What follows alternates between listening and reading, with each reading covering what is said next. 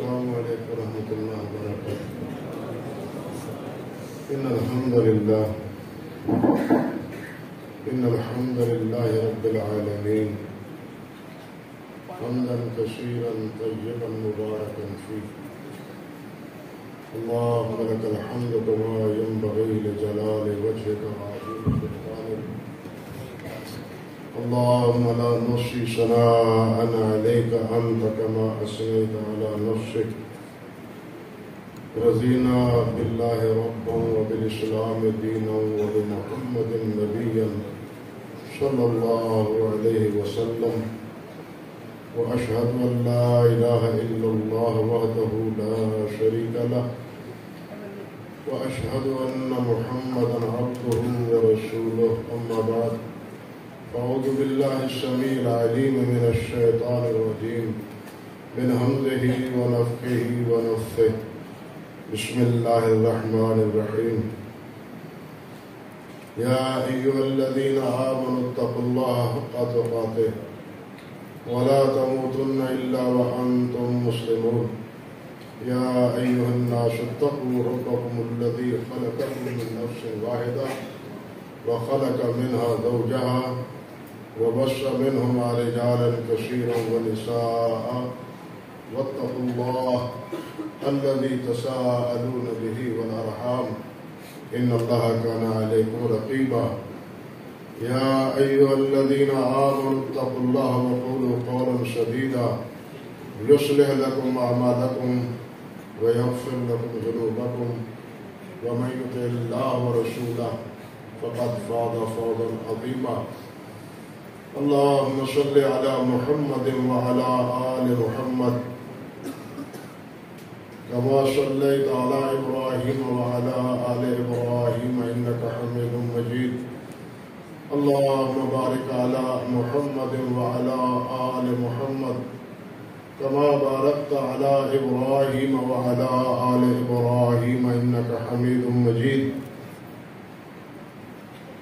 قال الإمام محمد بن إسماعيل البخاري حدثنا أحمد بن إسحاق قال حدثنا محمد بن فضيل عن عمارة بن القعقاع عن أبي هريرة رضي الله تعالى عنه قال قال النبي صلى الله عليه وسلم كلمتان حبيبتان إلى الرحمن خفيفتان على اللسان ثقيلتان في الميزان، سبحان الله وبحمده سبحان الله العظيم۔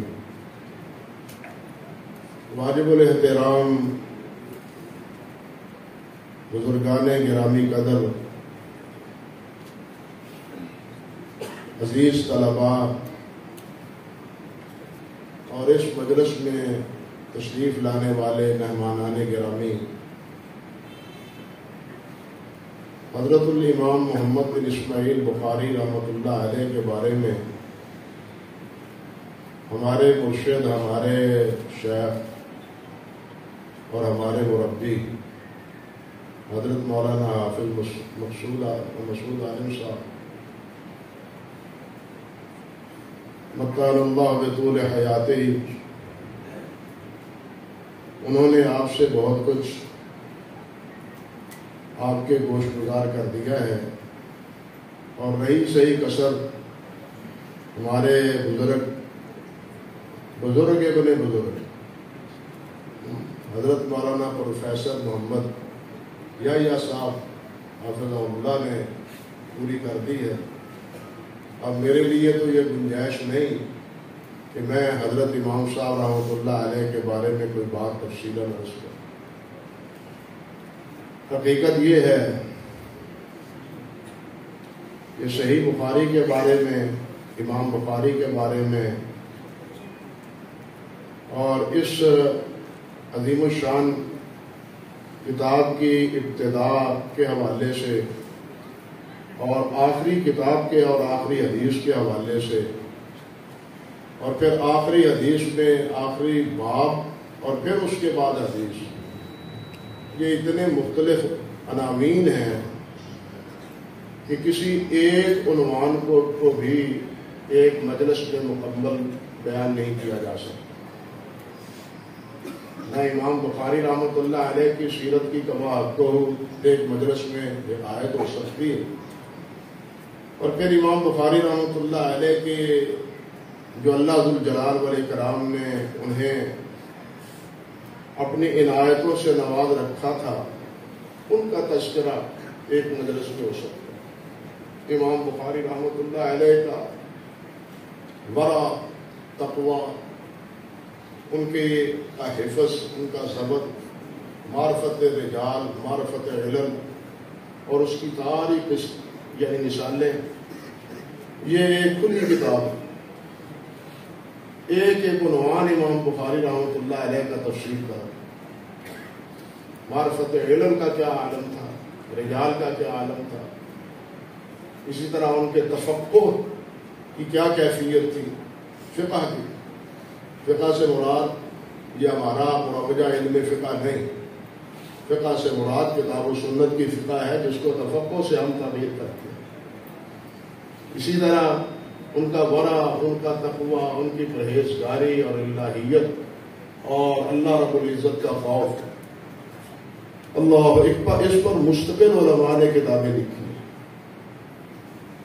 پھر جہاں تک صحیح بخاری ہے، امام بخاری رحمۃ اللہ علیہ سے پہلے بہت سی کتابیں اہل علم نے لکھی، یہ نہیں جس طرح کے اس دور کے منکرین حدیث نے ایک شور ڈالا ہے کہ یہ امام بخاری نے جناب 250 سال بعد نبی علیہ السلام کی حدیث کی کتاب کو ضبط کیا۔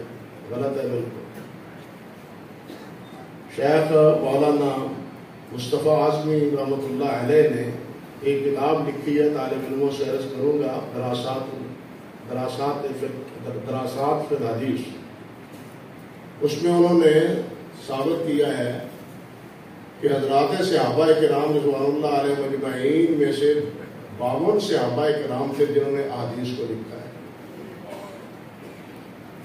کبار اور صغار تابعین کو اگر شمار کیا جائے تو ان کی کتابیں 152 ہیں، اور اگر تبع تابعین کی کتابیں جنہوں نے لکھی ہیں ان کا شمار 252 ہے۔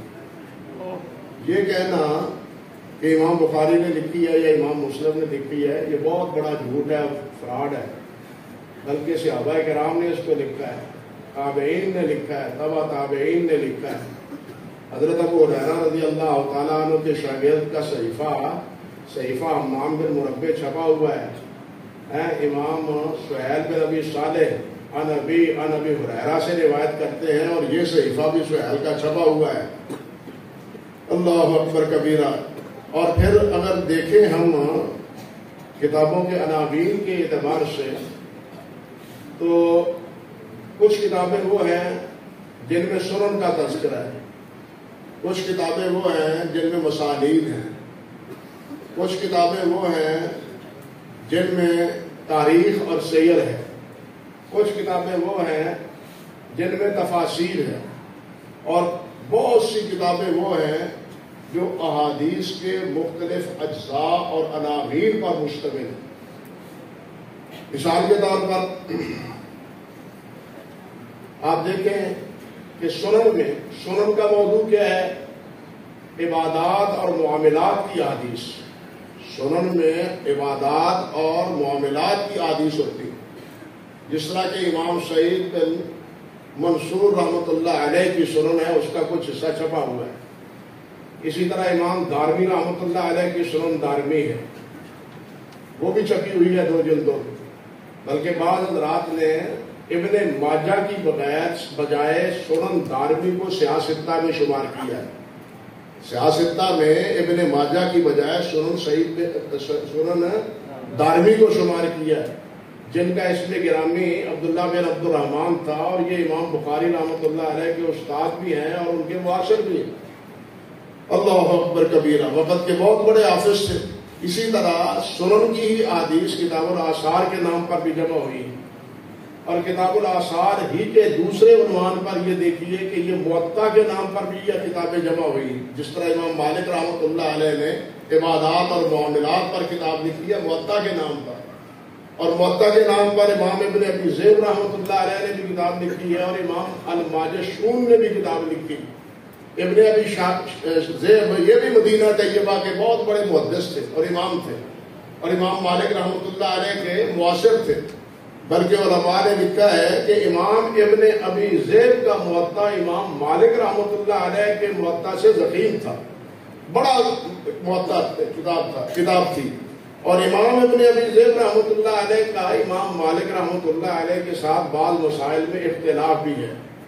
اگر آپ حضرات دیکھنا چاہتے ہیں وہ اس اختلاف اور اس کی حقیقت، تو جامع بیان العلم میں ابن عبد البر رحمۃ اللہ علیہ نے اس کی دوسری جلد میں اس کی تفصیلات ذکر کی ہیں۔ ساری باتیں ہیں اس مجلس میں پہلے ہی اعلان کرنے والے ہمارے اسٹیج سیکرٹری نے کہہ دیا کہ مختصر وقت کے بعد، اب میں کیا کروں؟ حافظ صاحب مختصر وقت کے بعد کھانا دیا جائے گا، میں کیا کروں اب مختصر وقت کے بعد؟ باتیں تو اتنی ہیں جو مختصر ہو ہی نہیں سکتی۔ اور نہیں کھلا ہی ہے نا، آپ پہلے بتلاتے مجھے، پہلے آپ نے کچھ اور کہا، بعد میں کچھ اور فرما رہے ہیں۔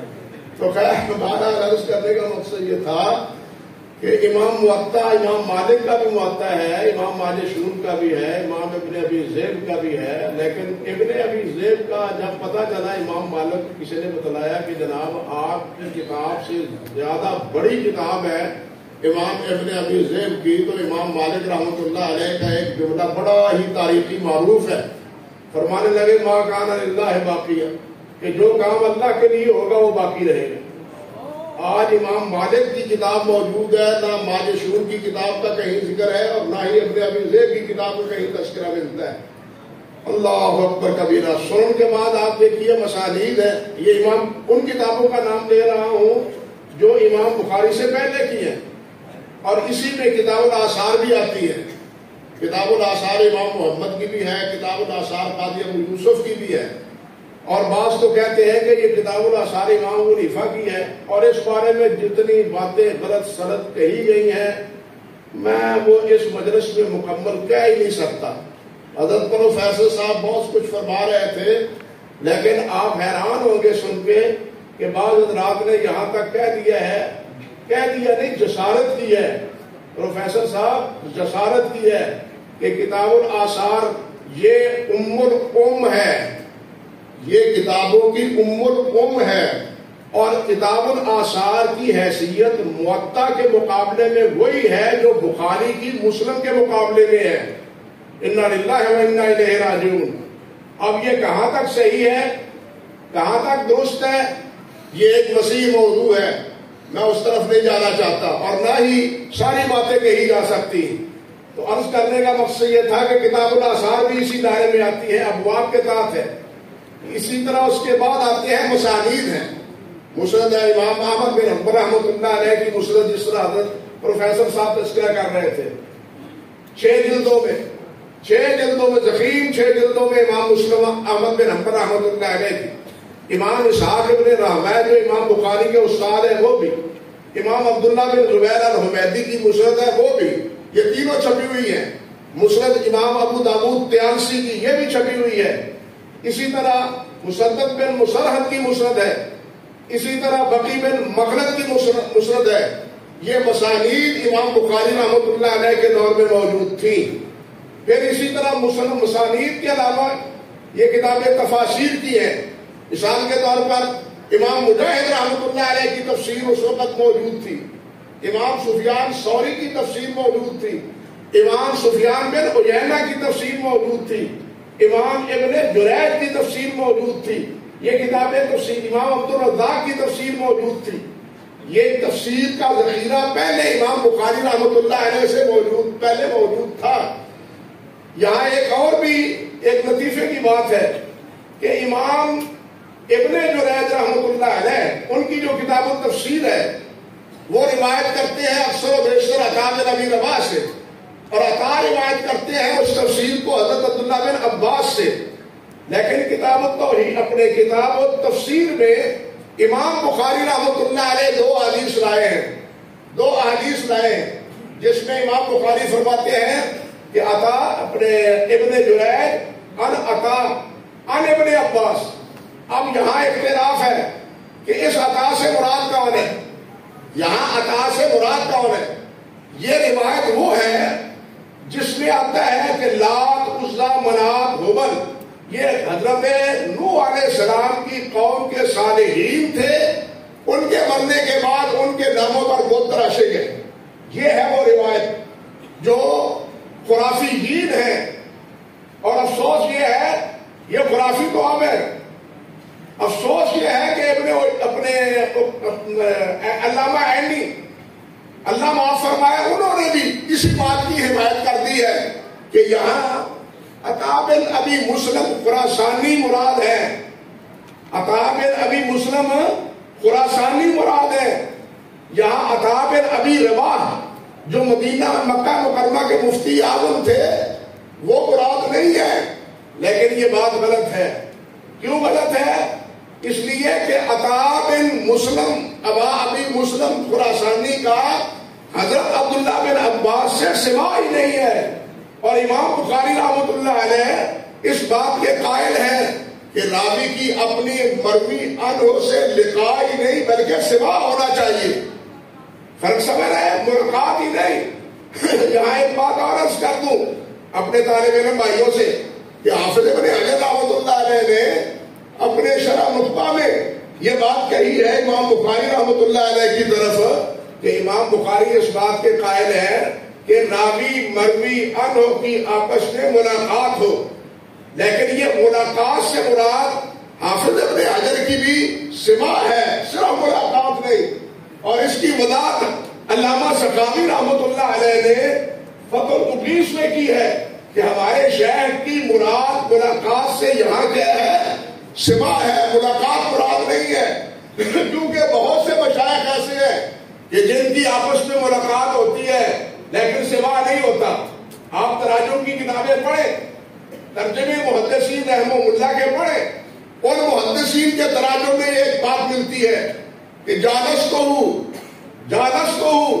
لیکن لم ارزق منہ سوا حدیث ہی، میں ان کے ساتھ بیٹھا ہوں لیکن سماع حدیث کا شرف مجھے ان سے نہیں ملا. بیٹھنے کے باوجود، پاس ہونے کے باوجود سماع اور ہے، ملاقات اور ہے.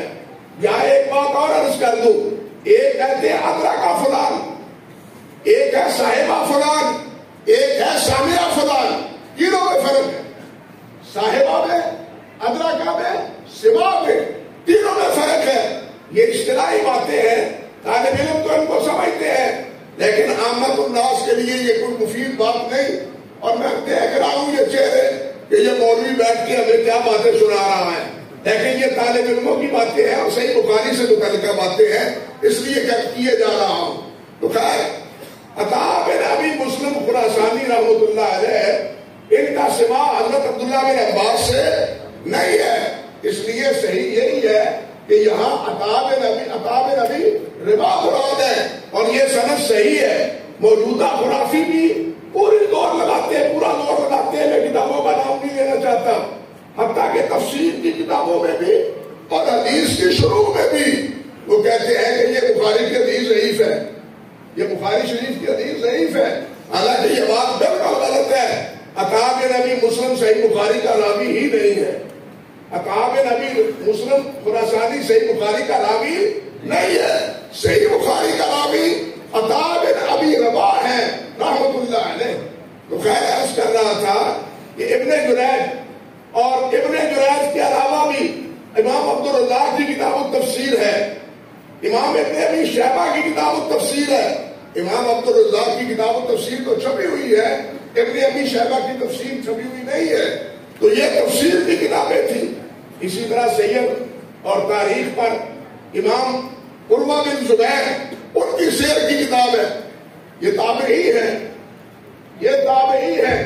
آپ پڑھتے ہیں ہشام بن عروہ، اکثر روایتوں میں آتا ہے، ہر دوسرے صفحے پر 2-3 روایتیں ہیں ہشام عن عروہ. اور ہشام کہتے ہیں کہ ہمارے ابا جی نے، عروہ نے ہمیں طلاق کے بارے میں، خلا کے بارے میں، حج کے بارے میں اپنی مرویات لکھائی تھی. یعنی سیرت ہی نہیں لکھی انہوں نے، دوسری احادیث بھی جو ابواب کے تحت تھی وہ اپنے تلامذہ کو، اپنے بیٹوں کو امام عروہ رحمۃ اللہ علیہ نے لکھوائی تھی.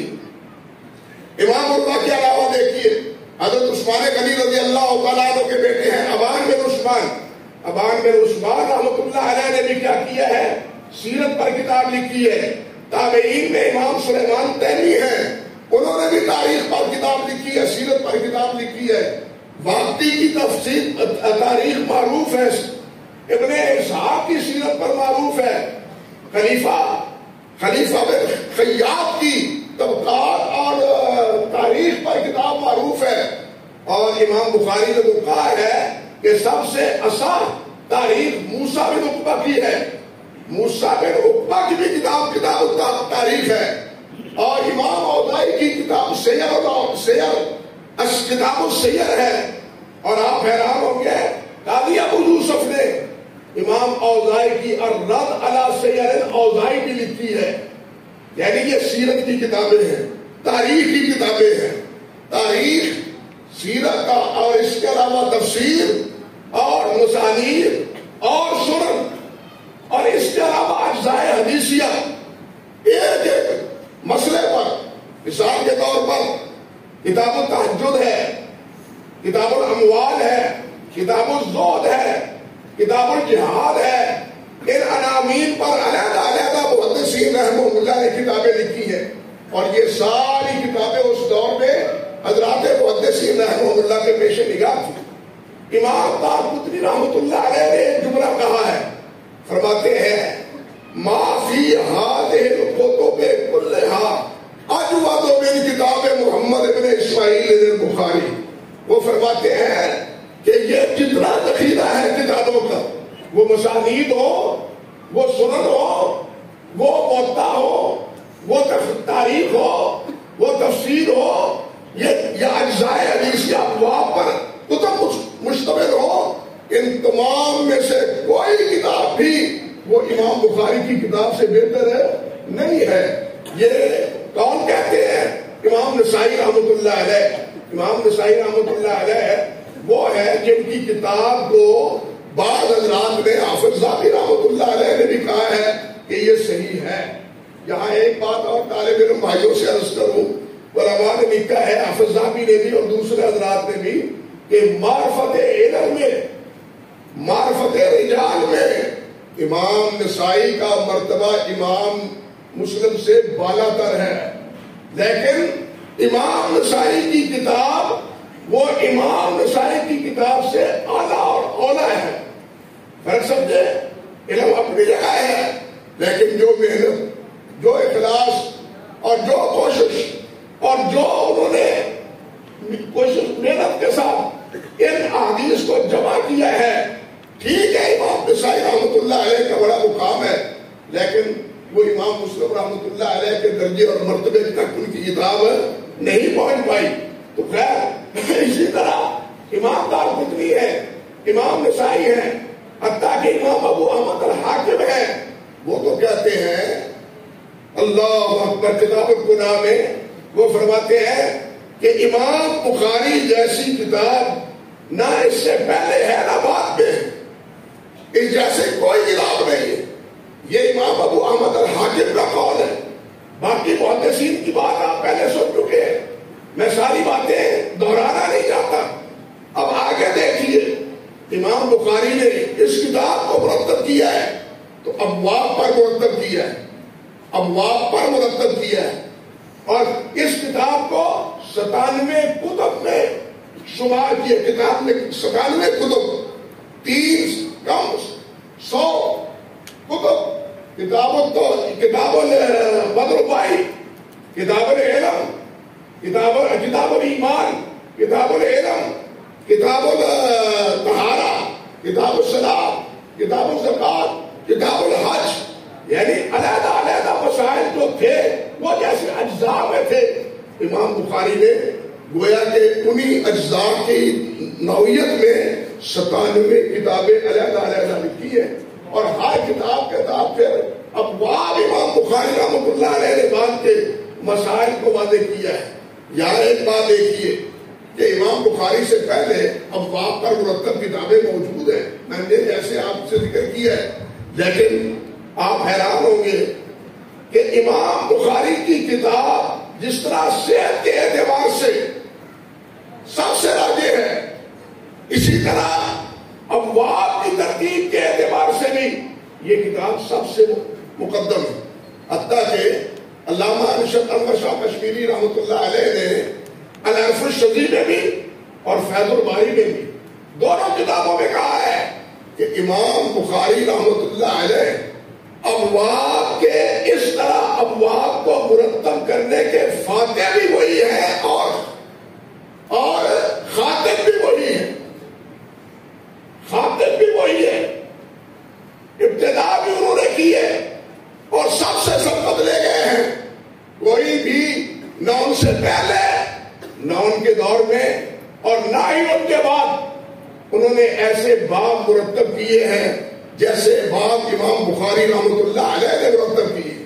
اور پھر یہ بات بھی ایک قابل ذکر ہے کہ ان ابواب کو امام بخاری رحمۃ اللہ علیہ نے اور ان کتابوں کو امام بخاری رحمۃ اللہ علیہ نے ایسے سلیقے ایسے ڈھب اور ایسے طریقے سے جمع کیا ہے کہ جس طرح علماء مفسرین حضرات ائمہ مفسرین وہ ذکر کرتے ہیں کہ سورت فاتحہ کا اور سورت بقرہ کا آپس میں ربط کیا ہے. سورت نساء کا سورت آل عمران کا بقرہ سے ربط کیا ہے. النساء کا آل عمران سے ربط کیا ہے. مائدہ کا النساء سے ربط کیا ہے. ایک آیت کا دوسری آیت سے ربط کیا ہے. یہ تفسیروں میں ذکر کرتے ہیں نا. اسی طرح امام بلقینی رحمۃ اللہ علیہ نے ذکر کیا ہے کہ ابواب کا بھی بخاری کے ابواب کا بھی اسی طرح ربط ہے. بے ترتیبی کتاب نہیں ہے. یہ کتاب ایک ترتیب کے ساتھ ایک سلیقے کے ساتھ ایک طریقے کے ساتھ امام بخاری رحمۃ اللہ علیہ نے مرتب کی. اللہ اکبر کبیرہ. یعنی صحت میں بھی سب سے بالا تر. اور یہاں یہ بات ذہن میں رہنی چاہیے کہ امام بخاری رحمۃ اللہ علیہ کی کتاب جو صحیح ہے علماء کے ہاں ایک مسئلہ قابل یعنی زیر بحث ہے کہ اصحاب الاسانید کون سی ہے. اصحاب الاسانید کون سی ہیں. بعض کہتے ہیں مالک عن زہری عن سالم عن ابن عمر یہ اصحاب الاسانید ہے. بعض کہتے ہیں مالک عن نافع عن ابن عمر یہ اصحاب الاسانید ہے. بعض کہتے ہیں ابو الزناد عن العارج عن ابی ہریرہ یہ اصحاب الاسانید ہے. بعض کہتے ہیں ابراہیم النخعی عن علقمہ عن عبداللہ ابن مسعود یہ اصحاب ہے. مختلف اقوال ہیں. امام حاکم رحمۃ اللہ علیہ نے معرفت علوم حدیث میں اوہد اسناد اور اسانید اس پر تفصیل سے بات کی ہے. لیکن علماء کا محدثین رحمہ اللہ کا باہم آپس میں کیا ہے اختلاف ہے. اب بعد میں آئے ہیں ابن الصلاح, بعد میں آئے ہیں نووی, بعد میں آئے ہیں عراقی رحمہ اللہ, بعد میں آئے ہیں حافظ ابن حجر, بعد میں آئے ہیں سخاوی اور سیوطی رحمہ اللہ. یہ سب کیا کہتے ہیں؟ یہ سب کہتے ہیں کہ ہم علی الاطلاق کسی سند کو اصح اور اسانید قرار نہیں دے سکتے. بھائی کیوں؟ بات سمجھ رہے ہیں نا کہ علی الاطلاق اصح اور اسانید کسی سند کو ہم قرار نہیں دے سکتے. کیوں؟ اس لیے کہ جب اصح اور اسانید کے بارے میں اتنے بڑے بڑے جہابذہ اور اتنے بڑے بڑے محدثین ان کا آپس میں اختلاف ہے تو ہم کون ہوئے جناب ان میں سے کسی کو ترجیح دینے والے؟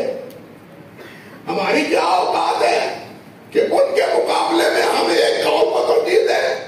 ہم ترجیح دینے کے مجاز نہیں ہیں. لیکن آپ یہ دیکھیں کہ اس بات پر تو اتفاق ہے ابن الصلاح کا بھی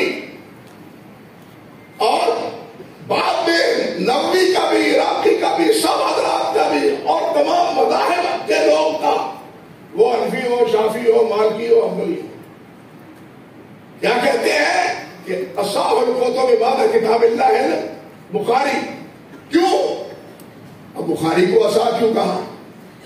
سوال یہ پیدا ہوتا ہے اصح الاسانید پر تو تم حکم نہیں لگاتے اور اصح الکتب کے بارے میں بخاری کی کتاب کو ترجیح دیتے ہو. یہ کیا وجہ ہے؟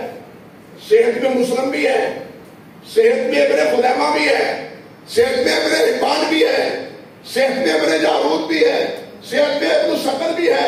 یہ ساری کتابیں ہیں جن کو صحت کا حکم لگایا گیا ہے. اب آپ ان کو جناب کیوں اصح کہتے ہیں؟ جواب یہ دیتے ہیں اس لیے اللہ اکبر کہ بخاری اور مسلم کی اصحیت پر امت کا اتفاق ہے اور ان پر اتفاق نہیں ہے، اس لیے ان پر اتفاق ہے اور ان دونوں کتابوں کو تلقی بالقبول حاصل ہے. یہ اپنی جگہ ایک مستقل بات ہے کہ تلقی بالقبول اگر ضعیف حدیث کو بھی حاصل ہو تو وہ باعث ترجیح ہوتی ہے، تو لیکن اگر وہی حدیث صحیح اور اس کو بھی تلقی بالقبول حاصل ہو تو پھر وہ حدیث اصح کیوں نہ ہوگی؟ بات سمجھے یا نہیں؟ وہ حدیث اصح کیوں نہ ہوگی؟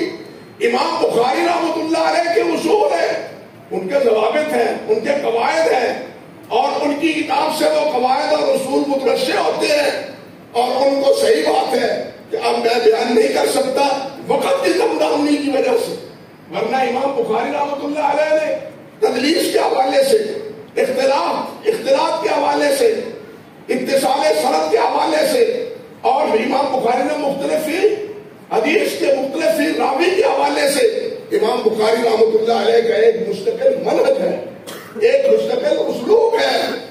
اللہ اکبر کبیرہ. اور اس اسلوب کو پرکھ کے اس اسلوب کے تحت پھر امام بخاری رحمۃ اللہ علیہ نے اس کتاب کو مرتب کیا ہے. ایسے ہی لوگوں نے اصح الکتب کا نام اس کو نہیں دے دیا کسی حسن ظن کی وجہ سے، بلکہ ابو النصر سندھی ہو، امام الحرمین ہو، یہ دونوں حضرات کہتے ہیں، ابو النصر سندھی ہو یا امام الحرمین عبد الملک جوینی ہو، یہ دونوں حضرات کہتے ہیں کہ اگر کوئی آدمی کہے نا کہ صحیح بخاری میں کوئی حدیث بھی ضعیف نہیں ہے، سب صحیح ہے، اگر ایک حدیث بھی ضعیف ہو تو میری بیوی کو طلاق، تو یہ دونوں بزرگ کہتے ہیں ان کی بیوی کو طلاق نہیں ہوگی. کیوں؟ یہ صحیح بخاری میں ضعیف حدیث ہے ہی نہیں. جب صحیح بخاری میں ضعیف حدیث ہے ہی نہیں تو اس کی بیوی کو طلاق بھی نہیں ہوگی. اس سے آپ اندازہ کریں امت کے مشائخ اور علماء نے صحیح بخاری کا کیا مرتبہ اور کیا مقام رکھا ہے. اور امام بخاری رحمۃ اللہ علیہ نے اب باب اور باب کے بعد پھر حدیث، اور اس باب کا تعلق آخری کتاب کے ساتھ، کتاب التوحید کے ساتھ، بلکہ اس باب حدیث کا تعلق پہلی حدیث کے ساتھ، بدر وحی کے ساتھ. یہ تفاصیل علماء کرام بیان کرتے رہتے ہیں.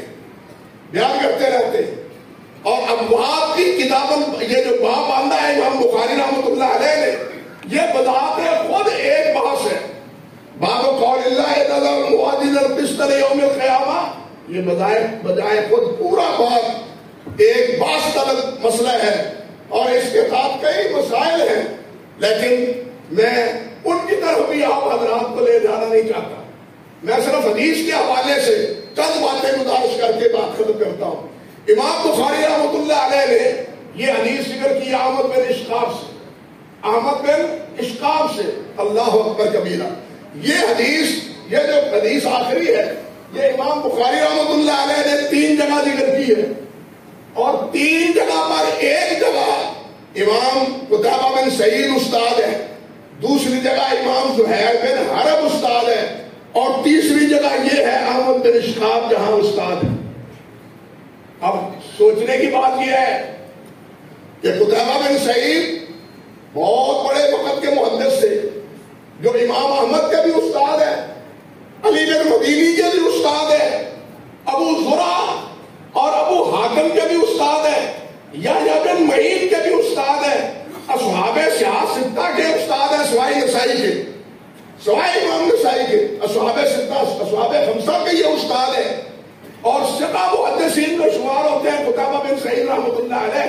بلکہ حافظ نے لکھا ہے ثقۃ ثبت،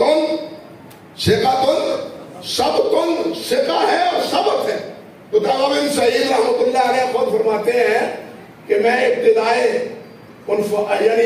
زندگی میں فقہ اہل الرائے یعنی اہل الرائے کی کتابیں پڑھتا تھا، رائے کی، قیاس کی. ایک دفعہ مجھے خواب آیا، خواب میں کیا دیکھتا ہوں، ایک توشہ دان ہے اوپر سے نیچے آ رہا ہے، توشہ دان ہے اوپر سے نیچے آ رہا ہے، لوگ اٹھ کے اس کو پکڑنا چاہتے ہیں لیکن وہ کسی سے پکڑا نہیں جاتا. میں نے اچھلا اور اس توشہ دان کو پکڑا اور اوپر چڑھ گیا. میں نے کہا کہ یہ خواب کیسا ہے. میں محبے کے پاس گیا تعبیر کرنے والے سے، میں نے جا کہا کہ جناب مجھے یہ خواب آیا ہے. تو وہ کہنے لگا بیٹا رائے کو چھوڑ دو، مشرق و مغرب میں جس کی روشنی ہے وہ کتاب و سنت ہے، کتاب و سنت کو اپنا اڑنا بچھوڑنا بڑھاؤ، رائے کو چھوڑ دو. رائے کی روشنی کیا ہے، وہ آفاقی نہیں ہے، وہ علاقائی ہے. رائے کی روشنی علاقائی ہے، وہ افاقی نہیں ہے.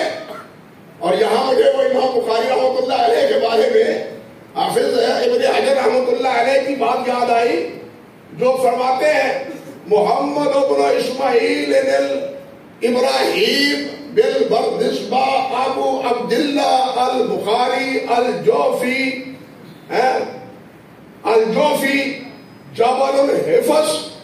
جبل الحفظ امام الدنیا فی فقہ الحدیث، امام الدنیا فی فقہ الحدیث. اور یہ عبارت کا ترجمہ لکھا ہوا ہے سامنے. امام بخاری حفظ کے کوہ جرا اور فقہ الحدیث میں امام دنیا تھے، دنیا کے امام فقہ الحدیث میں. اب ایک وہ بھی امام ہے جن کی فقہ اندلس نے پروان چڑھی، ایک وہ بھی ہے جن کی فقہ وہ مصر میں پروان چڑھی، ایک وہ بھی ہے جن کی کوفہ میں پروان چڑھی، ایک وہ بھی ہے جن کی عراق میں چڑھی. لیکن محمد بن اسماعیل کی یہ کتاب جو فقہ اور حدیث کی ہے، اس کا چرچا پوری دنیا میں، پوری دنیا میں. اور آج اللہ کے فضل و کرم سے، آج اللہ کے فضل و کرم سے کوئی مدرسہ ایسا نہیں، وہ دیوبندی مدرسہ ہو، وہ بریلوی مدرسہ ہو، وہ حدیث مدرسہ ہو، جہاں بخاری شریف کے پڑھے کے بغیر استاد اس کو سند دے دیتا ہو.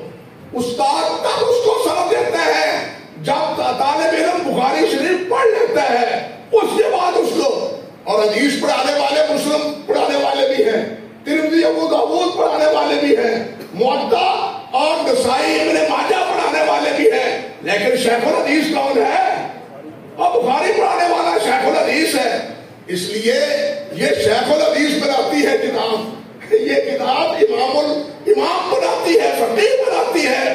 ہمارے استاد حضرت شیخ محمد نورمی رحمۃ اللہ علیہ نور اللہ عمر کا دو فرمایا کرتے تھے امام بخاری فقیہ ہی نہیں بلکہ فقیہ گر تھے. امام بخاری فقیہ ہی نہیں بلکہ کیا تھے؟ فقیہ گر تھے. یعنی جو اس کو صحیح طور پر پڑھتا ہے اس کو حدیث کی فقہ آ جاتی ہے. اسی لیے تو علماء کہتے ہیں کہ فقہ البخاری فی تراجمہ ہی، کہ امام بخاری کی فقہ، اس کا تفقہ اس کے تراجم ابواب میں ہے. تراجم ابواب میں پتہ چل جاتا ہے کہ اس حدیث سے مسئلہ کیا مستنبط ہوتا ہے اور مسئلے کے استنباط کی صورتیں کیا ہے. یہ امام بخاری رحمۃ اللہ علیہ کتاب سے واضح ہوتا ہے. اور آخری حدیث امام احمد بن حنبل عرض کر رہا تھا کہ قتیبہ سے نہیں لائے، زہیر بن حرب سے بھی ہے. حالانکہ زہیر بن حرب بھی ثقۃ ثبت ہے. قتیبہ بن سعید سے امام بخاری نے 308 احادیث لی ہے، اور زہیر بن حرب سے امام بخاری نے 1800 سے زیادہ احادیث لی ہے. زہیر بن حرب سے کبار محدثین میں تھے امام زہیر. لیکن آخری حدیث امام بخاری کس سے لا رہے ہیں؟ احمد بن اشتار سے. احمد بن اشتار ثقہ ہے، بالخصوص ثقہ ہے. لیکن یہاں یہ بھی دیکھیے کہ اصحاب صحاح ستہ میں صرف امام بخاری ہیں جنہوں نے ان سے روایت لی، باقی کسی استاد نے نہیں لی. نہ امام ابو مسلم نے، نہ ابو داؤد، نہ ترمذی، نہ ابن ماجہ، نہ نسائی نے، صرف امام بخاری نے لی. یہاں پھر ایک مسئلہ چل نکلتا ہے، بات سے بات نکل آتی ہے، میں کیا کروں؟ یہ صحیح بخاری کی احمد بن اشقاق ہی نہیں، صحیح بخاری کے ایک راوی محمد بن حکم بھی ہیں۔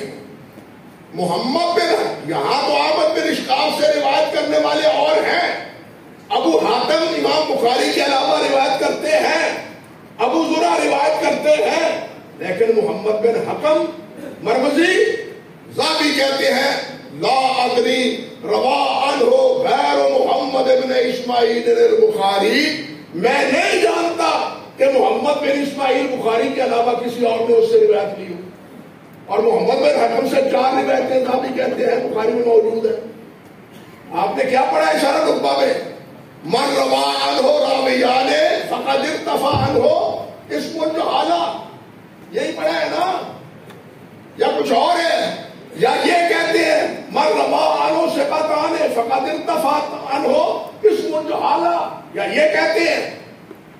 لیکن اب سوال یہ ہے کہ یہاں تو صرف امام بخاری روایت کرتے ہیں، دوسرا ان سے روایت کرنے والا ہے ہی کوئی نہیں، اور یہی وجہ ہے کہ امام ابو حاتم نے کہا ہے کہ محمد بن حکم مجہول ہے۔ اللہ اکبر کبیرہ، محمد ابو حاتم نے کیا کہا ہے رحمت اللہ علیہ نے کہ اب محمد بن حکم کیا ہے؟ مجہول ہے۔ کیوں؟ غیر بخاری، بخاری کے علاوہ اس سے کوئی روایت ہی نہیں کرتا۔ اللہ اکبر کبیرہ، لیکن یہ محمد بن حکم کے بارے میں یہی بات نہیں، اور رفع جہالت کے لیے یہی اصول نہیں ہے، بلکہ ایک اصول اور بھی ہے جس کا تذکرہ علامہ ابن رجب رحمۃ اللہ علیہ نے شرح الحدیث للترمذی میں کیا ہے۔ وہ کہتے ہیں کہ شعیب بن یعقوب بن شعیب رحمۃ اللہ علیہ نے امام یحییٰ بن معین سے پوچھا، امام یعقوب بن شیبہ جو علم کے امام ہیں، انہوں نے امام یحییٰ بن معین سے پوچھا اور کیا کہا کہ جی راوی کی رفع جہالت کے لیے شرط کیا ہے؟ تو وہ کہنے لگے کہ جس سے 2 ایسے ثقہ راوی روایت کرنے والے ہوں جو ضعیف اور مجہول سے روایت کرنے والے نہ ہوں۔ فرق سمجھے؟ مثال دی، جس طرح عامر شابی ہے، جس طرح عامر شابی ہے، یا جس طرح محمد بن سیرین ہے، وہ ضعیف اور مجہول سے روایت نہیں کرتے، ایسے 2 راوی روایت کرنے والے ہوں تو اس راوی کی جہالت مرتفع ہوتی ہے۔ اور اگر ابو اسحاق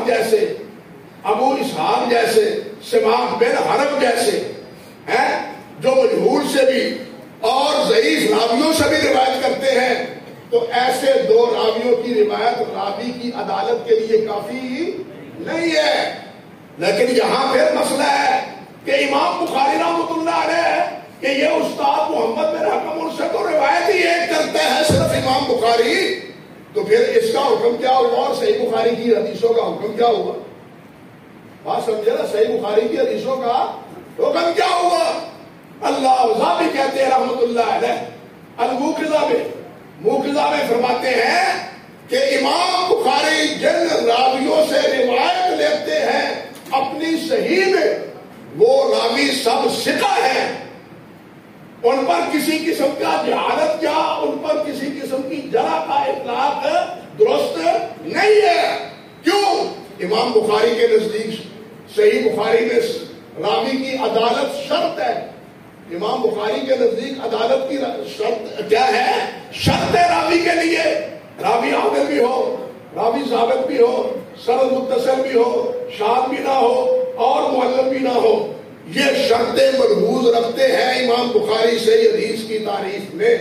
اللہ اکبر کبیرہ، اس لیے یہ محمد بن حکم کیا ہے؟ یہ مجہول نہیں بلکہ ثقہ ہے۔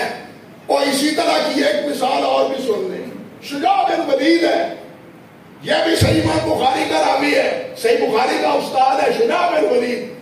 آپ حیران ہوں گے، تقریب میں حافظ کہتے ہیں، تقریب میں مقبول، تقریب میں حافظ کیا کہتے ہیں؟ مقبول۔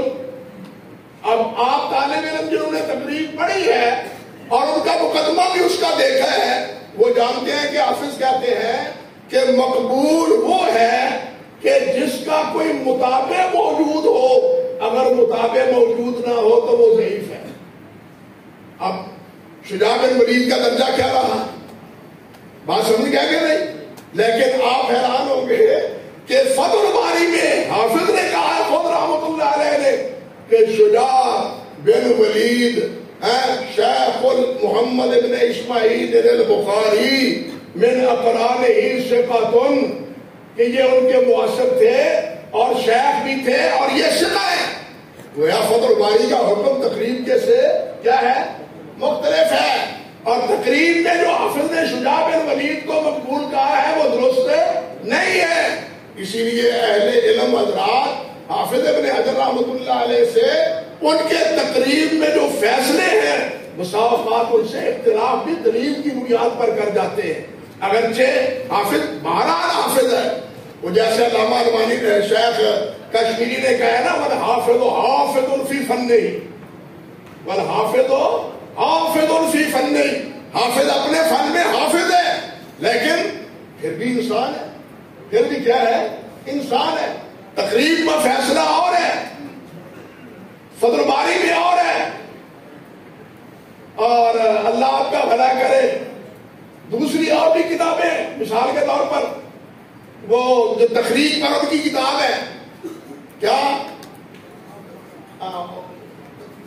تلخیص الحبیر، تلخیص الحبیر کے فیصلے اور فتح الباری کے فیصلوں میں بھی کئی جگہ پر اختلاف پایا جاتا ہے. دوبارہ یہ اپنی جگہ پر مسئلہ ہے. احمد بن اشقاب ہے، اب ان کا درجہ وہ نہیں ہے جو قتیبہ اور زہیر بن حرب کا ہے. تو امام بخاری آخر میں کیوں لائے اس سے روایت؟ چاہیے تو یہ کہ بڑے امام سے لاتے آخری حدیث، لیکن کیوں لائیں گے؟ اس لیے لائے، علماء بیان کرتے ہیں اس وجہ سے آخری حدیث کہ امام بخاری خود فرماتے ہیں کہ میں نے مصر میں ان سے 216 میں سنا ہے.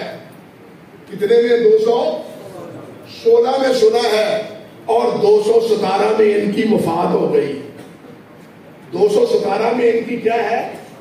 گویا یہ مصر کے آخری کیا ہے؟ استاد ہے. اور مصر اس وقت کیا تھا؟ اس دور میں عجم تھا، عرب نہیں تھا. یہ مصر میں اب عربی بولی جاتی ہے، عربی لباس ہے. اور افریقہ کا ملک ہے نا مصر افریقہ کا ملک ہے، عرب کا ملک نہیں ہے.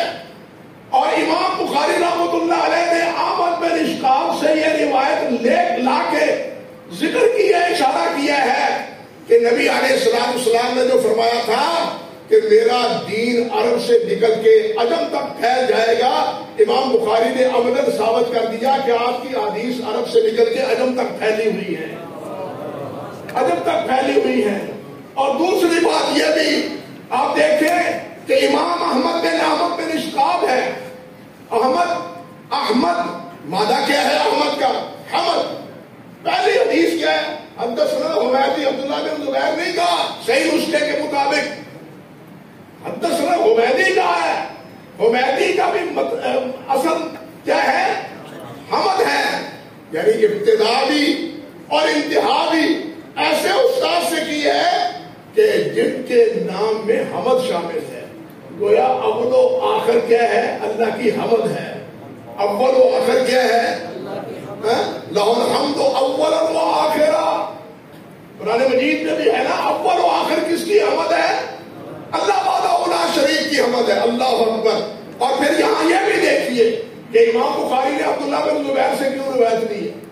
حمیدی سے پہلی روایت کیوں لی ہے؟ امام مالک سے کیوں نہیں لی؟ امام مالک کے واسطے سے کیوں نہیں لی؟ یہ روایت ہے عبداللہ بن زبیر عن سفیان بن عیینہ عن ابراہیم، یہ سند ہے. لیکن امام سفیان بن عیینہ کے مطابق مالک بھی ہے. کتاب العلم میں امام مالک کی روایت بواسطہ قال بھی امام بخاری نے ذکر کی ہے. پہلی روایت امام مالک سے کیوں نہیں لائے؟ حمیدی سے کیوں لائے ہیں؟ امام حمیدی سے اس لیے کہ امام حمیدی کہاں تھے؟ مکہ مکرمہ میں تھے. یہ امام حمیدی امام شافعی کے ہم سبق بھی ہیں اور شاگرد بھی ہیں، اور امام سفیان بن عیینہ کے کبار شاگردوں میں شمار ہوتے ہیں امام عبداللہ بن زبیر حمیدی رحمۃ اللہ علیہ. اللہ اکبر. تو جس طرح اور یہ حمیدی مکے میں ہے اور ہے بھی کس خاندان کے؟ قریش کے. نبی علیہ السلام نے کیا فرمایا ہے کہ قریشیوں کو آگے قدمو قریشن، قریشیوں کو کیا کرو؟ آگے کرو، قریشیوں کو آگے کرو. یہ حمیدی قریشی تھے اس لیے ان کی حدیث کو پہلے لائے. اور بالکل اسی طرح امام بقی بن مخلد نے مسند لکھی ہے تو انہوں نے پہلی روایت ابو مصعب الزبیری سے لائے ہیں. امام یحییٰ لیثی جو موطا کے راوی ہیں یہ بھی موطا کے راوی ہیں. ابو مصعب یہ بھی موطا کے راوی ہیں. امام لیثی یہ بھی موطا کے راوی ہیں. امام لیثی کے دونوں بیٹے بقی بن مخلد کے پاس میں، بقی بن مخلد رحمۃ اللہ علیہ کے پاس میں کہنے لگے تم نے کیا ظلم کیا ہمارے بادشاہ، ہمارے باپ سے روایت کیوں نہیں لی ابتدا میں؟ ہمارے باپ سے روایت کیوں نہیں لی ابتدا میں؟ ہمارے باپ میں کون سی کمی تھی یحییٰ لیثی میں، یحییٰ بن ابی یحییٰ لیثی رحمۃ اللہ علیہ میں؟ تو امام بقی بن مخلد نے کیا جواب دیا؟ کہنے لگے اس لیے لایا ہوں ان کی روایت کہ ابو مصعب زہری قریشی ہیں. ابو مصعب زہری کون ہے؟ قریشی ہے. اور نبی علیہ السلام نے کیا فرمایا ہے کہ قریشیوں کو کیا کرو؟ مقدم آگے کرو. یہ ہے محدثین اور جن کی ایک ایک ادا سنت مصطفیٰ. بات سمجھے؟ یہ ہے وہ جن کی ایک ایک ادا سنت مصطفیٰ. اور کیا ذکر کروں؟ اور جن کے بارے میں آج خرافی کہتے ہیں وہ تو کہتے ہیں کہ میں جب حقہ پیتا ہوں نا تو بسم اللہ نہیں پڑھتا تاکہ شیطان کے پیٹ میں بھی دھواں جائے. اعوذ باللہ. یہ ہے ہر ادا سنت مصطفیٰ. کوئی بات سمجھے بھی ہے؟ ساری بات کھل کے نہیں کہی جا سکتی، اشاروں میں بھی کوئی بات کہنی چاہیے. طالب علم تو سمجھ جاتے ہیں لیکن شور کیا ہے؟ تیری ہر ادا سنت مصطفیٰ. ایسے پیر کامل پہ لاکھوں سلام. اصل میں نحن ابناء اللہ واحباؤہ، ان کو ہم کہیں گے تو ہم بھی کچھ بنیں گے نا. ان کو کچھ کہیں گے تو ہم بھی کچھ بنیں گے. سارا چکر تو یہ بندے بنانے کا ہے. اللہ ذو الجلال اس بندے بنانے کے چکر سے نکالے اور اللہ ذو الجلال ہمیں تواضع، انکساری، فروتنی، عاجزی یہ نصیب فرمائے. اللہ اکبر کبیرہ. تو امام احمد بن اشقاق یہ روایت کرتے ہیں اور وہ روایت کرتے ہیں محمد بن فضیل سے. یہ کوفے میں رہنے والے تھے. محمد بن فضیل یہ کوفے میں رہنے والے تھے اور کہا گیا ہے کہ یہ شیعہ تھے. تشیع ان میں تھا. تشیع اور رفض میں زمین آسمان کا فرق ہے. لیکن یہ محمد بن فضیل وہ تھے جو کہا کرتے تھے رحم اللہ عثمان ومن لم یرحم علیہ فلا رحم اللہ علیہ. اللہ عثمان پر رحمتیں فرمائے، جو عثمان کے بارے میں دعا نہیں کرتا اللہ اس پر رحمت ہی نہ کرے. اب یہ شیعہ کیسے ہوئے؟ یعنی کہنے والوں نے کہا لیکن حقیقتاً یہ محمد بن فضیل شیعہ نہیں تھے، بلکہ کہتے ہیں کہ محمد بن فضیل یہ اپنے پاؤں کو دھوتے تھے. اور شیعہ پیروں کو دھوتے ہیں کہ مسا کرتے ہیں؟ یہ اپنے پاؤں کو دھوتے تھے اور یہ نماز میں بسم اللہ آہستہ پڑھتے تھے. اللہ اکبر. یہ جارن نہیں پڑھتے تھے، آہستہ پڑھتے تھے. کیوں؟ کہ کوفے میں روافظ کی علامت تھی کہ وہ ہمیشہ بسم اللہ جارن پڑھتے تھے. روافظ نماز جاری میں ہمیشہ بسم اللہ جارن پڑھتے تھے، یہ ان کی علامت تھی. اور یہی وجہ ہے کہ امام سفیان بن سعید ثوری رحمۃ اللہ علیہ کی جو اعتقاد کے بارے میں کتاب ہے السنہ میں لالکائی میں، اس میں ایک عنوان یہ بھی ہے، اہل سنت کی علامت یہ ہے کہ وہ بسم اللہ کیا کرے؟ آہستہ پڑھے. کون کہتے ہیں؟ سفیان بن سعید ثوری. یہ بھی کوفے میں تھے اور یہ کوفے کے بارے میں یہ کہہ رہے ہیں کہ یہاں بسم اللہ آہستہ پڑھنی چاہیے. کن کی مخالفت میں؟ رافضیوں کی مخالفت میں. تو محمد بن فضیل یہ تھے اور وقت کے حافظ کے الفاظ میں شمار ہوتے تھے. اب یہ آگے ہے عمارہ بن قعقاع. عمارہ بن قعقاع یہ بھی کبار محدثین میں شمار ہوتے ہیں. حتیٰ کہ ابراہیم نخعی رحمۃ اللہ علیہ وہ کہا کرتے تھے کہ مجھے احادیث عمارہ کی سنایا کرو، کیونکہ میں نے دیکھا کہ ان کی احادیث وہ بیان کرتے ہیں تو 2 سال کے بعد بھی انہوں نے وہی روایت بیان کی، تو مینوان اسی طرح وہ روایت بیان کرتے، اور ہمارا بن کاکا روایت کرتے ہیں ابو زرع سے، اور یہ ابو زرع راضی نہیں ہے بلکہ ابو زرع بن عمر بن جریر بن عبداللہ بجلی رضی اللہ تعالی عنہ، جریر بن عبداللہ بجلی رضی اللہ تعالی عنہ، جن کے بارے میں کہا جاتا ہے کہ یوسف و حاضر الامہ، حضرت جریر بن عبداللہ کے بارے میں لکھا ہے یوسف و حاضر الامہ، اس امت کے اتنے خوبصورت تھے کہ یوسف تھے گویا کہ، اللہ اکبر کبیرہ۔ تو یہ ابو زرع ہے، اور یہ طالب علموں سے یہ بھی عرض ہے کہ جس طرح معرفت اسماء یہ ایک مستقل فن ہے، اسی طرح معرفت کناہ، معرفت انساب، معرفت انساب یہ بھی ایک مستقل فن ہے۔ امام ذہبی رحمۃ اللہ علیہ، علامہ ذہبی رحمۃ اللہ علیہ ایک دفعہ ملاقات کے لیے گئے امام ابن دقیق العید کے پاس، ابن دقیق العید کے پاس، جو بہت بڑے محدث بھی تھے، فقیہ بھی تھے، بلکہ کیا تھے؟ مجتہد تھے۔ کیا ذکر کروں کیا امام کے ساتھ مالکیوں نے کیا کیا؟ چھوڑے ان تذکروں کو، یہ بڑی تکلیف دہ صورتحال ہے جو ان کی کتاب الامام سے کیا ہے مالکیوں نے، اسی امام ابن دقیق العید کی کتاب کے ساتھ۔ امام ابن دقیق العید نے بھی پوچھا من کون؟ تو حافظ بھی کہتے ہیں ذہبی، عثمان الذہبی، تو فرمانے لگے بتلاؤ من ابو محمد الہلالی۔ اب دیکھیے امتحان قرآن کا ہو رہا ہے، اسماء کا نہیں، یہ مستقل ایک فن ہے۔ ابن دقیق کہتے ہیں بتلاؤ من ابو محمد الہلالی، تو ذہبی کہتے ہیں ہوا سفیان ابن عیینہ، تو ابن دقیق العید کہتے ہیں انتا ذہبی، تو واقعی ذہبی ہے، تو واقعی ذہبی ہے۔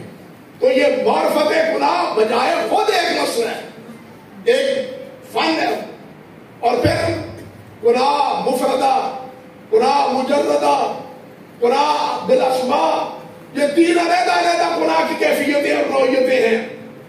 ابو زرع روایت کرتے ہیں آگے حضرت ابو ہریرہ رضی اللہ تعالی عنہ سے، حضرت ابو ہریرہ رضی اللہ تعالی عنہ جو ان کا مقام صحابہ کرام میں ہے، اور صحابہ کرام رضوان اللہ علیہ مجمعین جو ان کو سمجھتے تھے اور جو ان کی خدمات ہیں، اس پر تو صحیح بات ہے ایک پوری مجلس چاہیے، لیکن اس مجلس میں میں اس حوالے سے کوئی بات نہیں کہہ رہا، قاصر ہوں وقت کی تنگ دامنی کی وجہ سے کہ حضرت ابو ہریرہ کے بارے میں کوئی بات کرے، ورنہ صحیح بات ہے کہ مستقل موضوع ہے حضرت سیدنا ابو ہریرہ، صحابہ، تمام صحابہ کرام رضوان اللہ علیہ مجمعین سے محبت ہمارے ایمان کا حصہ ہے، اور صحیح مسلم میں ہے کہ نبی علیہ السلام نے فرمایا ابو ہریرہ ہر ایمان والا تو اس سے محبت کرے گا۔ ہمارے دلوں میں ابو ہریرہ سے محبت ہے۔ ابو زرع کہتے ہیں ہر ایمان والا ابو ہریرہ سے محبت کرتا ہے، اور ہر بدعتی ابو ہریرہ سے بغض رکھتا ہے۔ بدعتی ابو ہریرہ سے کیا کرتا ہے؟ بغض رکھتا ہے، اور ہر مسلمان مومن وہ ابو ہریرہ سے کیا کرتا ہے؟ محبت کرتا ہے۔ اللہ ذوالجلال تمام صحابہ سے اور حضرت ابو ہریرہ سے محبت ہمارے دل میں جاگزین فرمائے۔ اسی پہ اتفاق کرتا ہوں، آگے چلیے۔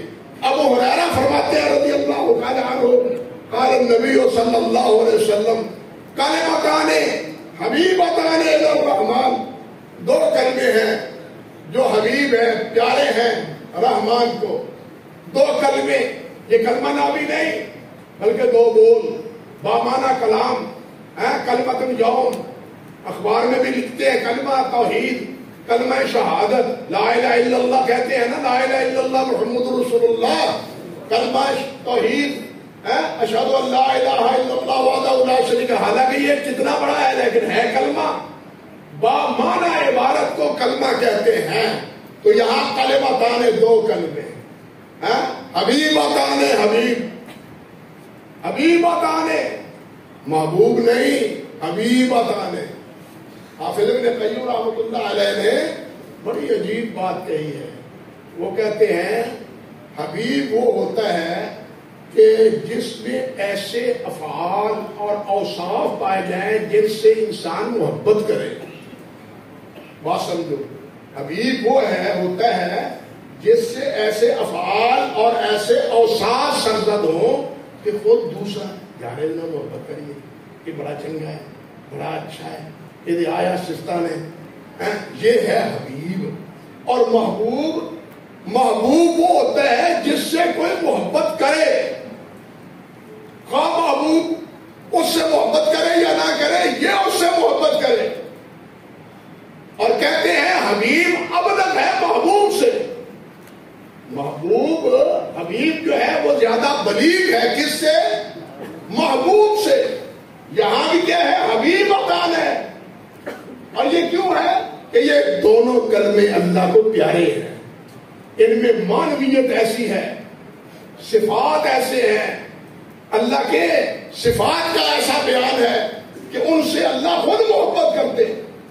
ان سے اللہ کیا ہے؟ خود محبت کرتے ہیں.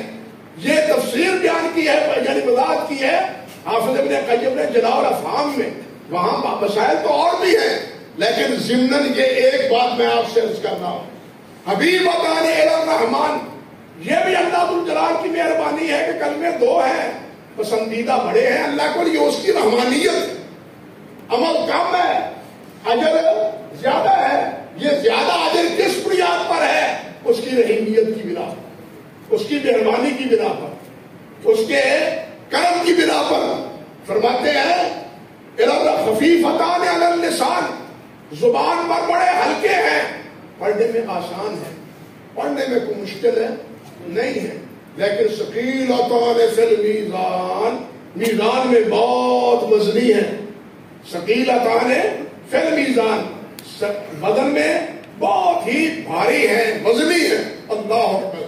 یہ بھی اللہ ذو الجلال کی ایک اہمیت ہے کہ پڑھنے میں وہ کیا ہے؟ ہلکے ہلکے. اب چاہیے تو جو ہلکا ہو ان کا وزن بھی ہلکا, بھائی جو ہلکا ہو اس کا وزن بھی ہلکا. لیکن یہاں عمل ہلکا, وزن اس کا بہت بھاری. یہ بھی کس کی دلیل ہے؟ اللہ کی رحمانیت کی دلیل. اس کی مہربانی ہے, اس کی رحمانیت ہے, اس کی رحیمیت ہے کہ معمولی چھوٹے سے کلمے وہ اللہ ذو الجلال والے کرام کو اتنے پسندیدہ ہے کہ ان کا وزن بہت بھاری ہے. حدیث میں آتا ہے نبی علیہ السلام نے فرمایا جو آدمی صدق دل سے کہتا ہے نا سبحان اللہ سبحان اللہ والحمدللہ سبحان اللہ کہتا ہے تو میزان کا پورا پلڑا بھر جاتا ہے. وہ میزان کا کلمہ پلڑا جس میں فرماتے ہیں کہ ساتوں زمینیں اور ساتوں آسمان سما سکتے ہیں اور سما جاتے ہیں. اور جب انسان صرف دل سے ایک بار کہتے ہیں سبحان اللہ تو وہ پلڑا نیکیوں سے بھر جاتا ہے. اللہ اکبر, سبحان اللہ, اللہ پاک ہے جس سے اللہ ہر عیب سے, ہر نقص سے, ہر کمزوری سے سبح اللہ سبحانہ. گویا میں اللہ کی تسبیح بیان کرتا ہوں کہ اللہ کیا ہے؟ پاک ہے ہر نقص سے, ہر عیب سے. اسی کو کہتے ہیں صفات جلال, کہ اللہ جیسا کوئی نہیں. جس طرح قرآن میں آتا ہے لیس کمثلہ شیء, اللہ جیسا کوئی بھی نہیں. لا یسأل عما یفعل وهم یسألون, اللہ سے کوئی پوچھنے والا نہیں, اللہ سب سے پوچھے گا. اللہ وہ ہے جو یکتا ہے, اللہ وہ ہے جو ایک ہے, احد ہے اور واحد ہے.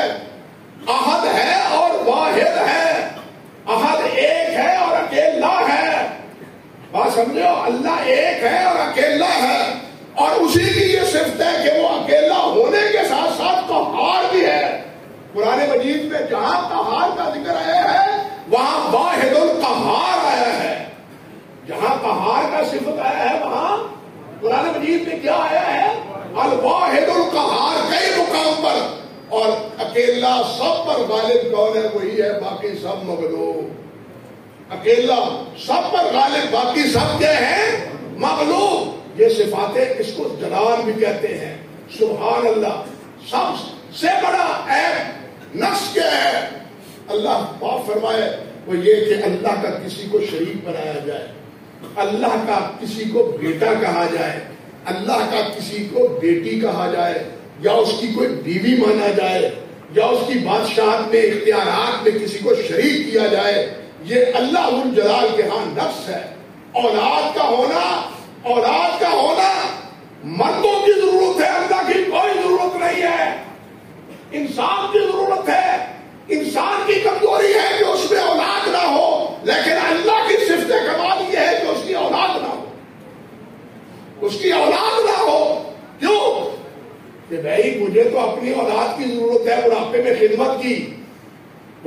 خدمت کی، میری جانشینی کی، میرے وارث ہونے کی، لیکن للہ میراث السماوات والارض هو یحیی و یمیت وهو الحی القیوم، وہ حی القیوم ہے، لا تأخذه سنۃ ولا نوم وما مسنا من لغوب، نہ اللہ تھکتا ہے، نہ اللہ کو اونگ آتی ہے، نہ اللہ کو نیند آتی ہے، نہ اللہ ذو الجلال کو کسی کی معاونت کی ضرورت ہے۔ قل الحمد للہ الذی لم یتخذ ولد ولم یکن له شریک فی الملک ولم یکن له ولی من الذل وکبرہ تکبیرا۔ اس لیے سب سے بڑا کون ہے؟ اللہ ہے۔ اس لیے اللہ کے ساتھ کسی کو شریک بنانا یہ سبحان اللہ کے منافی ہے۔ اب جو پڑھتا بھی رہے سبحان اللہ سبحان اللہ سبحان اللہ، اور پھر کہتا رہے میرے داتاؤں کا داتا ہے ہمارا داتا، سارے داتاؤں کا داتا ہے ہمارا داتا، تیری خیرات پہ ہوتا ہے گزارا داتا، معاذ اللہ ثم استغفر اللہ، یہ کہا گیا ہے تیری خیرات پہ ہوتا ہے گزارا داتا، سارے داتاؤں کا داتا ہے ہمارا داتا۔ داتا کون ہے؟ دینے والا کون ہے؟ قل اللہم مالک الملک تؤتی الملک من تشاء وتنزع الملک ممن تشاء وتعز من تشاء وتذل من تشاء بیدک الخیر وهو علی کل شیء قدیر۔ ہر چیز پہ قادر وہی، ہر چیز پہ قادر اور قدیر وہی ہے۔ اس لیے میرے بھائیوں، جو شرک بھی کرتا ہے اللہ کے علاوہ کسی اور کو عبادت کے لائق سمجھتا ہے، پکارتا ہے، اولاد سمجھتا ہے، بیوی بیٹا سمجھتا ہے، وہ سبحان اللہ کہتا بھی رہے اللہ کے ہاں قبول نہیں ہے۔ سبحان اللہ کبھی قبول ہے جب انسان شرک سے بچا ہوا ہو، جب شرک سے بچا، شرک بھی کرے اور سبحان اللہ بھی کہتا رہے۔ بتلاؤ اس سے بڑا نفاق کیا ہے؟ اور اس سے بڑا نفاق کیا ہے؟ اللہ پاک، اللہ بے عیب، اللہ میں کوئی کمزوری نہیں، کوئی نقص نہیں، لیکن ما نعبدہم الا لیقربونا الی اللہ زلفی، یہ کیا ہے؟ یہی تو چیز ہے، شرک کا سبب ہے، پہلوں میں بھی اب بھی، کہ ما نعبدہم الا لیقربونا الی اللہ زلفی، ہم ان کی اس عبادت اس لیے کرتے ہیں، نظر و منت اس لیے مانتے ہیں کہ یہ ہمیں اللہ کے قریب کر دیتے ہیں۔ اللہ نے فرمایا ادعونی استجب لکم، وسائل کی ضرورت نہیں، تم پکارو میں تمہاری پکار کا جواب دوں گا، کسی وسیلے کی ضرورت نہیں، تم پکارو میں تمہاری پکار کا جواب دوں گا۔ بلکہ اللہ ذو الجلال والاکرام نے فرمایا ہے کہ حدیث قدسی بھی ہے، اللہ کے رسول نے فرمایا صلی اللہ علیہ وسلم کہ اللہ تعالیٰ فرماتے ہیں کہ اگر جن انسان پہلے پچھلے سب ایک میدان میں جمع ہو جائے اور اپنی اپنی بولی بولے، اپنی اپنی بات کہے، اپنا سوال کرے، اللہ سبحانہ و تعالیٰ سب کا سوال سنے گا، سب کا جواب دے گا، اور ایک کو عطا کرے گا، لیکن پھر بھی اللہ کے خزانے میں کسی چیز کی کمی نہیں ہوگی۔ اب یہ مثال کیوں دی ہے؟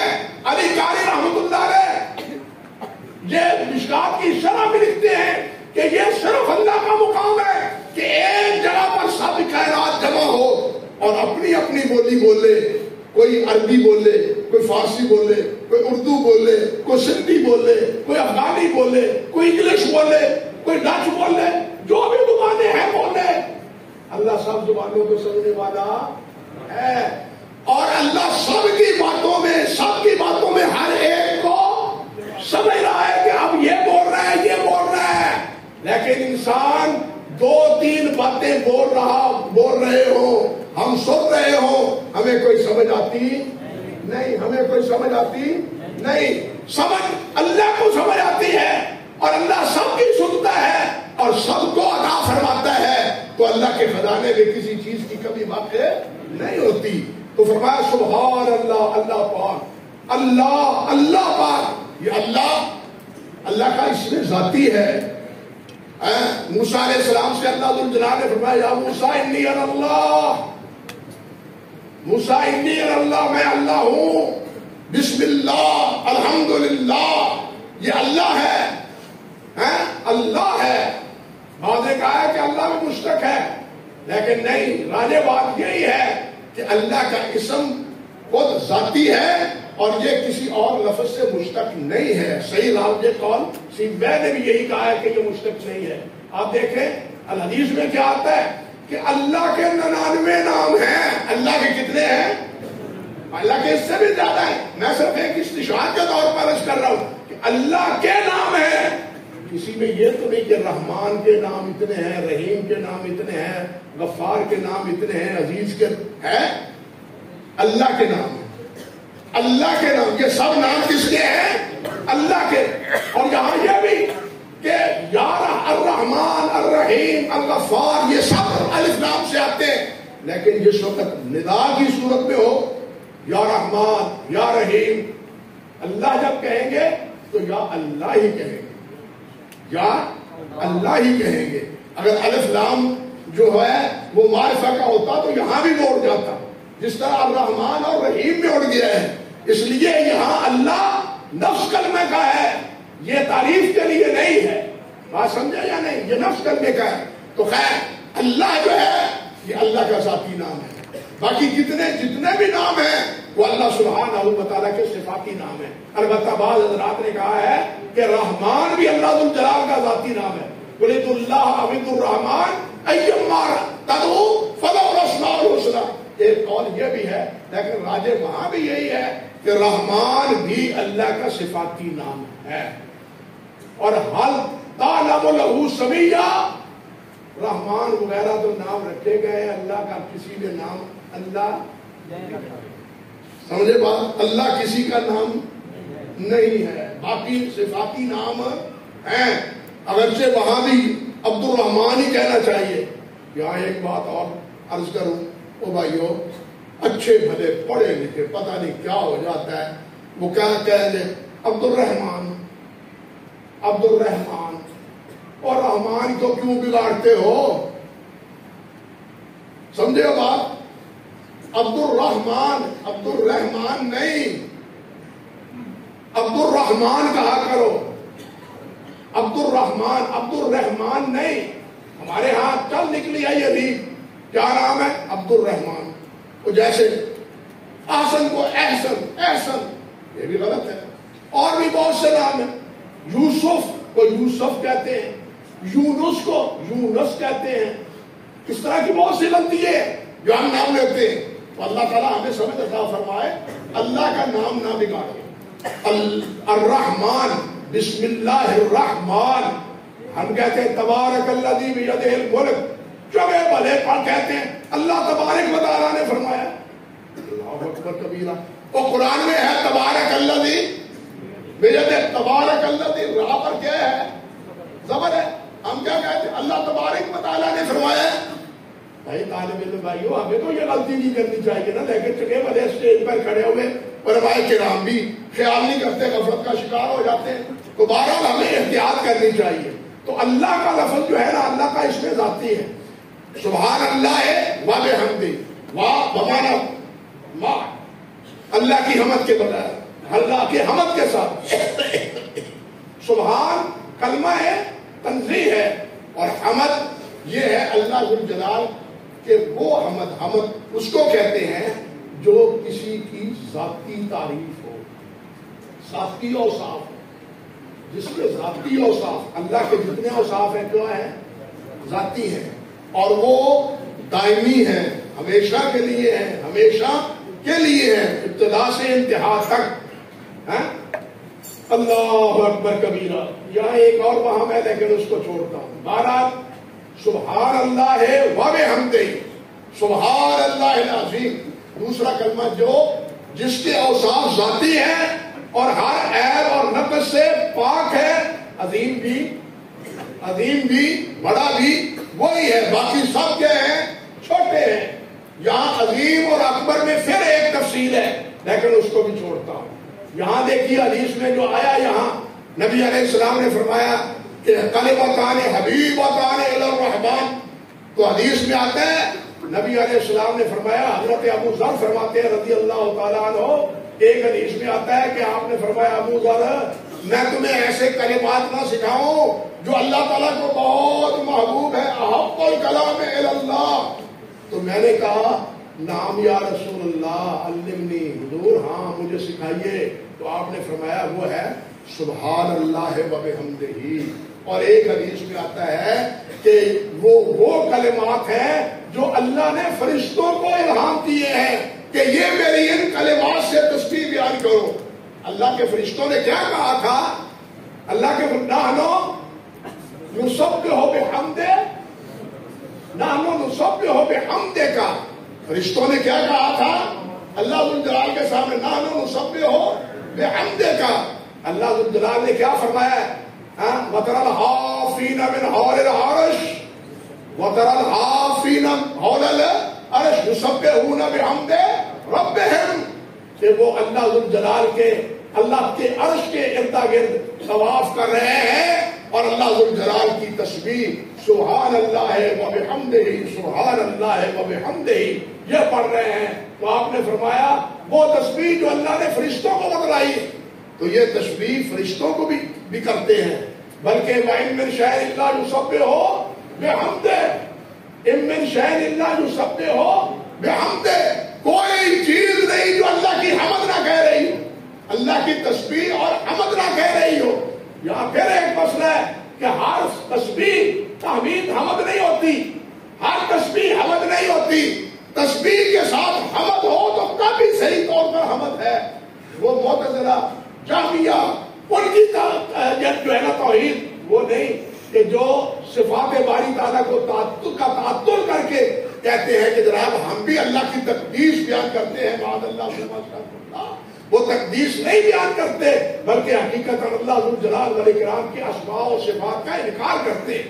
تو خیر اللہ ذوالجلال والاکرام کے پیارے پیغمبر صلی اللہ علیہ وسلم نے فرمایا کہ یہ اللہ نے یعنی تسبیح الہام کی ہے فرشتوں کو بھی، اور اللہ نے بھی یہ فرمایا کہ میرے فرشتے یہ تسبیح پڑھتے ہیں، بلکہ ہر چیز یہ تسبیح پڑھتی ہے، ہر چیز اللہ، اور ہمیں شعور ہو یا نہ ہو، ہمیں شعور ہو یا نہ ہو، لیکن ہمارا ایمان ہے، ہمارا ایمان ہے۔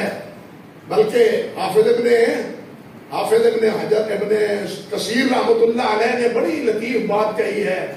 وہ فرماتے ہیں وہ پہاڑوں سے آواز آتی تھی حضرت سلیمان علیہ داؤد علیہ السلام کی تسبیح کے ساتھ، اس میں اتنی ندرت نہیں ہے، کیونکہ پہاڑوں میں تو شگاف ہوتے ہیں، غار ہوتے ہیں، جگہ ہوتی ہے خالی، آواز آئے تو اس سے ٹکرا کے آواز محسوس ہونے لگتی ہے، لیکن چھوٹی چھوٹی کنکریاں وہ تو ٹھوس ہوتی ہیں، اللہ کے رسول ہاتھ میں پکڑتے تھے تو ان سے تسبیح کی آواز آتی تھی۔